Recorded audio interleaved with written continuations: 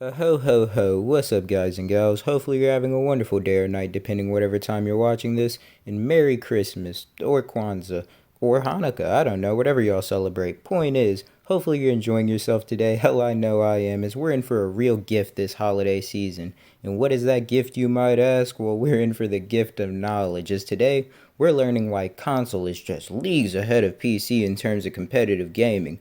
So buckle up because we're surely in for a ride. Yo guys, what is happening? So Rainbow Six Siege console gameplay in the background. You haven't heard me say that word a lot recently. Hence the title of this video. Console gaming is just, as a generalization, way better than PC gaming when it comes to first-person try-hard shooters, so to speak.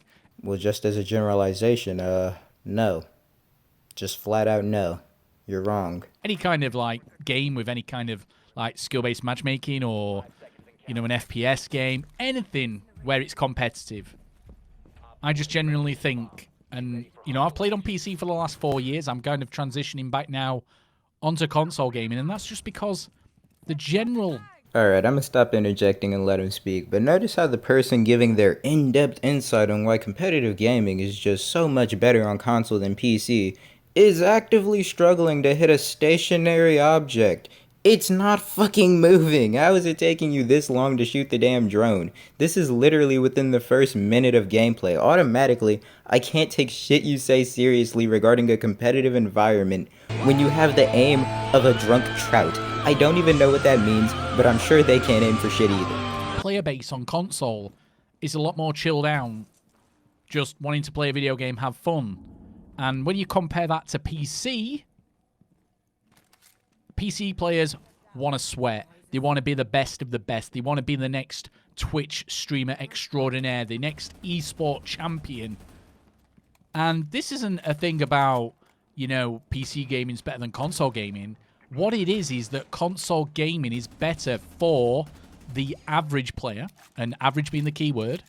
At the top end of the scale, you're going to get really, really, really good elite console players, and you're going to get really, really good elite PC players.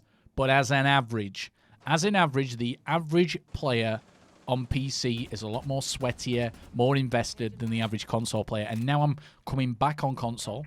Slow transition across back to console. At the moment, I'm absolutely dreadful on console because I've got to get used to using a controller when I've been using mouse and keyboard for, 5 years? Alright, I guess him getting used to controller again kind of explains the Stevie Wonder rifle performance from earlier, but nonetheless, his reasoning is ridiculous. Let me get this straight. Competitive console gaming, keyword competitive, is better than PC because the average PC player knows how to play the game, I guess? Like, what are you talking about? Need I say more for why that's silly? You're literally saying the competitive environment is better on console because people don't try as hard. Or in other words, I don't fucking know, they don't play it competitively, which I ain't no Harvard graduate, but last time I checked, that kind of defeats the purpose of a competitive game mode. It's like saying that the G League is better than the NBA because the players are worse. Like, what is that logic? Just play casually, or better yet, get good at the game as a whole. This video so far just sounds like a big skill issue. It's going to be a long and tricky road to get back to be a decent console player, because at the moment I'm garbage. But the players I'm playing against are a lot more friendly on console. They're a lot more relaxed and laid back. I've got nobody shouting in the comms and, being toxic compared to what I used to get on PC. And the biggest thing out of all this, guys, is on games where you can turn crossplay off, or games where it's only crossplay between consoles, you don't have to worry about cheaters and hackers because Warzone, full of hackers. Rainbow Six Siege on PC, full of hackers. Battlefield, full of hackers. All the main FPS games out there right now, and some games what aren't even classed as FPS, which still, have a elo-based, skill-based, try-hard community behind them. They're all full of cheaters. So turning crossplay off on console gets rid of that. You're going to be against people either just on your actual platform. So I'm either going to be playing up against people on Xbox, or it's crossplay console only. So again, like Rainbow Six Siege does it, if crossplay's on this, you're playing against Xbox and PlayStation users. Wow. Boy, though, if he ain't spitting, them damn PC players just be so toxic, always screaming. No further elaboration needed. And them console gamers, they're just so much more laid back. Totally not like games such as Modern Warfare 2 and Black Ops 2 were iconic for their 360 days. Nah, that's different. But all jokes aside, this reasoning is just anecdotal at best. Personally, when I played on console, I had plenty more issues when it came to the toxicity of the community. Not even playing competitive games, just regular shit in general, bro. Like, I'm not saying it was ruining the experience by any means, but I definitely got a few DMs after a game of like Dead by Daylight or Madden, which weren't very nice. Well, in comparison, I don't think I've ever really had an issue on PC thus far, while playing a much more expansive list of games, some even competitive. So, we can point fingers all day saying you're the most toxic community. Well, no, you're the most toxic because a PC player shot my dog. Like, no, maybe PC players just hold you more accountable. I'll say that. They probably expect you to have some semblance of awareness to what's going on around you. They want you to be on the same page as the team, which I mean, yeah, that's kind of how competitive game modes work. You won't see Ben Simmons just dicking off in the corner while no one holds him accountable IRL. People want to win. That's the point of a competitive game. If you don't care about that, just play casuals. In his perspective on cheating, I'm not even going to get into it. It's just diluted. I mean, pure ignorance, honestly. Like, yeah, man, we're in fucking 2008, bro. Nobody can cheat on console. It's impossible. Of course, like, it's just never been done before. Common knowledge. Like, please be quiet. You're never going to go and play against PC users, same as Apex does it. But like I've said, not every player is a noob. You've got people like on screen right now, you're going to see this guy go down the staircase and, start crouch spamming, Watch him in a minute, guys. Not everybody is a bot, and that's not what this video is about. It's just that the average player... Look, like, here you go. The average player does not do that on console, but I can guarantee the average player on PC tries doing that. Guaranteed. Like I say, the best way to experience games in an ideal setting is definitely on PC. You get better frame rates, better graphics. On PC, you do. The games, generally speaking, are better from an objective point of view on PC. But from a realistic point of view, from an enjoyment point of view, unless you are a sweaty tryhard, and there's nothing wrong with being a sweaty tryhard, unless you're that person, you don't really want to be playing on PC. Just because the average player is more invested, so therefore better than the average console gamer. Again, at the elite level, there's not any much difference. You look at the elite Rainbow Six Siege players on console, compare those to PC, there's not really much difference. But again, the average player, because I know people are going to be butthurt and triggered in the comment section, thinking, oh, consoles versus PCs, all that. I'm really not trying to be that guy, but not everyone's a bot. When this guy's swinging a corner, leaning around the spirit of Anne Frank and missing over half his shots to the wind, and an enemy who doesn't react whatsoever. But this is just evidence that the competitive environment is so amazing, you know what I'm saying? There's really these guys out there who know what they're doing. See, this fella right here, he fucks. The average player on console would never do that. Meanwhile, on PC, they try to be good. Like, what the hell's wrong with those guys? It's almost like they're trying to win. Who would have thought, bro? Who'd have thought? That's just crazy. Is that, again, the average PC player is a lot sweatier. Like, you wouldn't see somebody doing this on PC. Look how methodical this guy is. He's trying, bless him. He's trying. Daniel's trying. And to be fair, he does quite well. It's incredibly difficult to aim on console because there's no aim assist. And stuff like this, guys, you get people like laying prone outside. This is the second time he did it. We're actually trying to find him, but you'd never get this on PC. You wouldn't see someone doing this on PC? Yeah, because they get kicked. We don't want players like this. What is your point? What is the point you're making? You're literally depicting your teammate in comp having the brain capacity of a jellyfish, and you're explaining it as if it's a positive. It's not. It's truly not, my friend. If a teammate was on my team doing this, it'd make me tilt. I would be that teammate screaming in the mic. what the hell are you doing? Like, why are you outside? I don't even play Rainbow Six, and yet this is pissing me off just watching it. But that's about the extent of his reasoning for why console just outclasses PC in terms of competitive game. And I mean, truly, truly a perspective, man. Unfortunately, it's the wrong one. But for anyone out there wondering, as a generalization, is there any real reason to purchase a console this holiday season? No, no, not really, but I'm sure this guy has some good reasoning, so let's check out one by one and give a quick speed round. Get ready, because today we're going to take a look at 10 reasons why you should buy a PlayStation 5 above anything else on the market. People often ignore the fact that PlayStation 5 is the only VR-capable console right now. Xbox doesn't have support for any VR headset, and for gaming PCs, you'll need a powerful PC plus the headset itself that would likely cost more than a console itself. Not really. You can get a used VR headset for pretty cheap nowadays, but I won't say much in regards to the whole specs thing since I don't really fuck with VR. Maybe optimization for the PS5 is just actually better. Who knows? Plus 1 point to Sony, I guess. If you ever played with a PlayStation before, you will likely know that their user interface was always a step behind its competition. It was not as intuitive or fast as their Xbox counterpart. However, all of that has changed with a brand new gaming-focused experience designed exclusively for the new PlayStation 5 OS. This new interface is fast, elegant, and let's just say it looks pretty cool too. I'm gonna keep it a bean, guys. The user interface on the PS5 kinda sucks balls. I don't know what he's talking about here. I don't know anyone who actually likes it. I mean, do people actually like it? I mean, me personally, I prefer the PS4 and PS3 now. Those were some pretty baller user interfaces, but yeah, this looks ass. But I do suppose if you really do like it, you could just install it on PC as well. I'll even link a video in the description where you can do that, so real cool, I guess. Sometimes it is not about what a console has, but instead what it does not have. In the case of the PlayStation 5, its controller does not have batteries.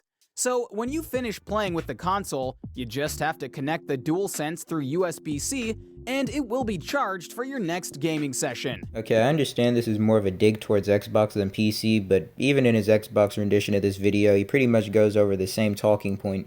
In that case, just going over the benefits of batteries, so point is, why compromise when you could just, I don't know, have both? I mean, pretty much any controller, like, ever works on PC. You could use a PS2 or Xbox 360 controller if you prefer the feel of those. Hell, it's really up to your own desires. Yeah. PlayStation still doesn't have a gaming service like Xbox Game Pass, where you pay a monthly subscription fee and get access to hundreds of games. But it has something else. It's fair to say that if you want to play paid games online, you'll likely have a PlayStation Plus membership anyway. But now, that same subscription has a new benefit. That's right. That benefit is called the PS Plus Collection. Oh my god, what a benefit. It's almost like I had to pay for it. You know what I'm saying? It's kind of like that's how money works. I buy things with money and I get things in return. It's not a benefit if I'm paying for it. In fact, you know what? Frankly, it's kind of a detractor. It's kind of a real stick in the mud if you're picking up what I'm putting down. Paying for online, I find that ridiculous. Imagine buying a game and being told you can't play with your friends, or hell, just other people in general, because you didn't give Sony their pension fund for the month. Sounds whack to me, but hey, it's totally worth it. They give me some games I either don't want, or I probably already own them if I did want them. Great deal, what a steal, spin around and do a twirl. One of the other areas where PlayStation 5 is a clear winner is with its newly designed mobile app. Last gen, Xbox was ahead of Sony's console, but this year, things have definitely switched. The new PlayStation app is fast, fluid, and has the same design language as the console itself, so everything looks and feels familiar. Not only can you message friends and discover new games, but you can install games from the app and even manage the console storage from your mobile device. Oh wait, so it can do everything the Steam app does? Just worse? Neato. One of the most important reasons that you could have to buy a PlayStation 5 instead of everything else on the market is that you previously owned a PlayStation 4. See, the PS5 is backwards compatible with almost all PS4 games. So if you already have a ton of games you love, you can continue playing them on your new console. Wowzers, your PS5 is backwards compatible with the PS4 catalog? That's pretty cool. You know, my PC's backwards compatible with pretty much every mainstream console known to man. Emulation is a pretty beautiful thing, I will admit. Even if you haven't previously owned a PlayStation before, PlayStation 5 sells about twice as much as Xbox, and it's just barely passed by the Nintendo Switch, mostly due to the PS5's low stock above anything else. So, chances are that most of the people that you know who play video games online will likely do it on a PlayStation 5. And yes, there are games like Fortnite and Apex, where crossplay is a thing, and you can play between PS5 consoles and other devices. But in the big picture, those are exceptions to the rule. So if you want to have faster matchmaking, bigger lobbies, a bigger community, and just more people to play with, go with PlayStation 5. Hold on, man. Wait a minute. What kind of game are you playing where the console you're on just completely decides whether or not you find lobbies? I think the bigger issue is the game being fucking dead by that point. And yes, crossplay is pretty common for most AAA multiplayer experiences nowadays, and it seems as if it's only becoming more and more of an industry standard as time goes on, so whatever, I guess. One of the other major benefits the PlayStation 5 has over its competitors is the price. The PS5, especially the digital version, is an awesome deal. For $399, you'll get a truly next-gen console, with 4K graphics and the amazing DualSense controller. In the Xbox world, the comparable console would be the Series X, which is $100 more.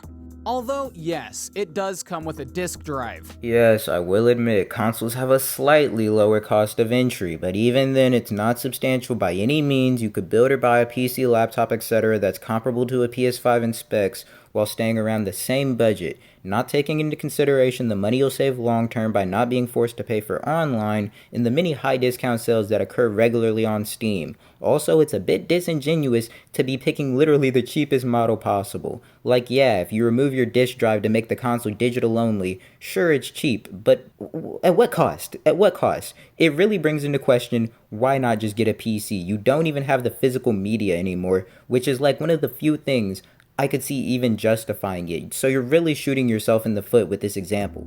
Nobody can deny that the most amazing aspect of the PlayStation 5 has to be its controller, the DualSense. It's a combination of years of continuous improvement over old PlayStation controllers. Oh, DualSense controllers, my favorite. I own one. And I use it on my PC. Yep. I mean they're good controllers, I won't lie. They're definitely good controllers, but you could also just buy better ones as well. I'm just saying, either way, it doesn't really contribute to why I should buy your console. I could just buy the controller instead. A wise man once said, "Without good software, hardware is just a box." And with PlayStation 5, this is just facts. No one can deny that the best AAA and blockbuster games have been produced exclusively for PlayStation over the past few years, and this still holds true today. Industry giants like God of War and The Last of Us can only be played on PlayStation. Ah yes, and we ended on the most annoying point of them all. Your exclusives, if you can even call them that. Like, sure, they're exclusive, but they're about as exclusive as a pre-order bonus. We get the games like a year or two after, and they run better on our hardware. I know, crazy. It's really not that big of a deal, especially when Sony's been dropping the ball recently in regards to high-quality products. The Last of Us 2 received a mixed reception. Concord, while not being exclusive, definitely hit a Concord. And the game studio is just currently riding off the back of Peter Parker and Miles Morales.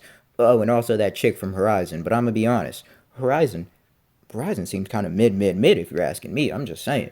Also, Naughty Dog, what the fuck is this? I don't know if I'm gonna make a video on it, but yeah, people aren't happy about this either. So real W's on y'all camp. And whilst he didn't really do it too much here, I love how console players tend to have the biggest double standards when it comes to the benefits for their chosen platform compared to PC. The common ones I hear are like, oh, you have to invest in a monitor to play your games. Meanwhile, I could just get a PS5 and play. It's totally not like I have to own a TV or monitor of some sort to run a PlayStation. Yeah. And by the way, before some numbskull in the comments tells me, well, everyone owns a TV, not everyone owns a monitor, wah.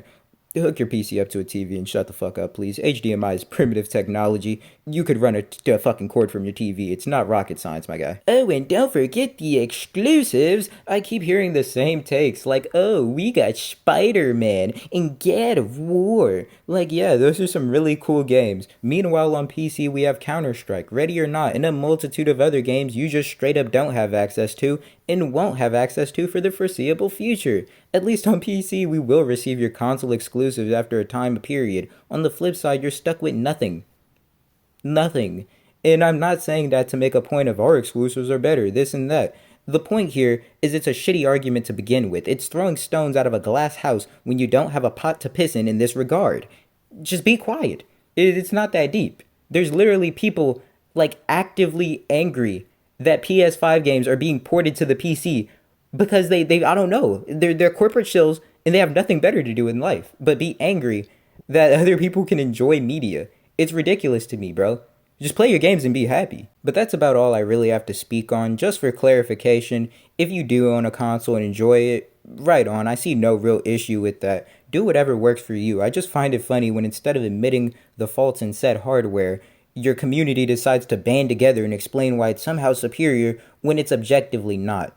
But of course, not all of you are like this, and I know individuals are different, you know what I'm saying? Who would have thought? Not everyone's the same, not everyone's weird. But if you are a console player and you like this video, that's nice. I upload when I feel like it, so subscribe if you don't want to miss out on whatever I have in store next. But until then, I'll see you on the next one.